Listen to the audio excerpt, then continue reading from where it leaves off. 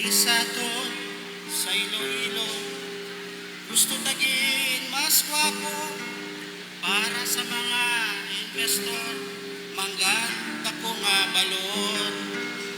Ginapanghangkat ang tanan, kay kwapo na gid ang dalan. Lagsa dako nga kwarta para man sa manuwang. Pero sa hingagaw lagas, kwarta nga langas-langas.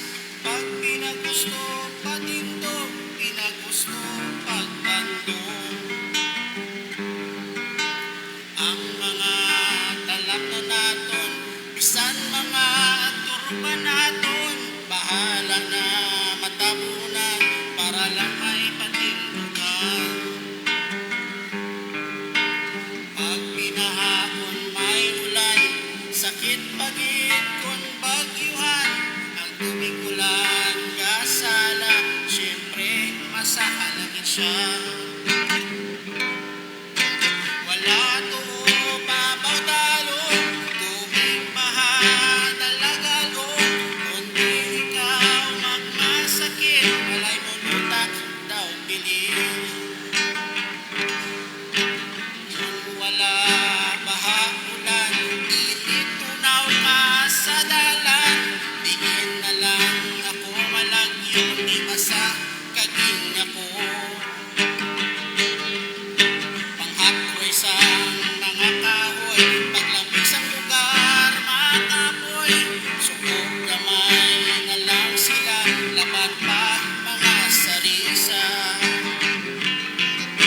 Dalag ko nga estruktura, puro na lang obra-obra.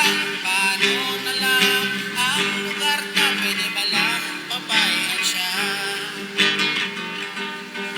Kung gusto taging magsikat sa handong nga pag-umuan, at tunang magkata patakuon sa gusto niya.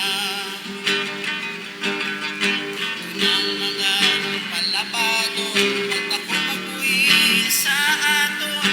Ilamongan, padamonon, nakahuyan, pataason. Ulit ka sa kalibutan, iya pagtako, babayan. Walang ikita, obrahon, naglaw siya, bahala sa aton. Dami na ang sitwasyon ta, kwarta aral langit siya. Pero doon ang mangkata, madula siya, dalon kita.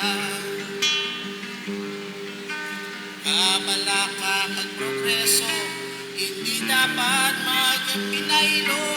Wapo na gid ang Iloilo, bisan ulap kang kahoy ko. Pabalik ko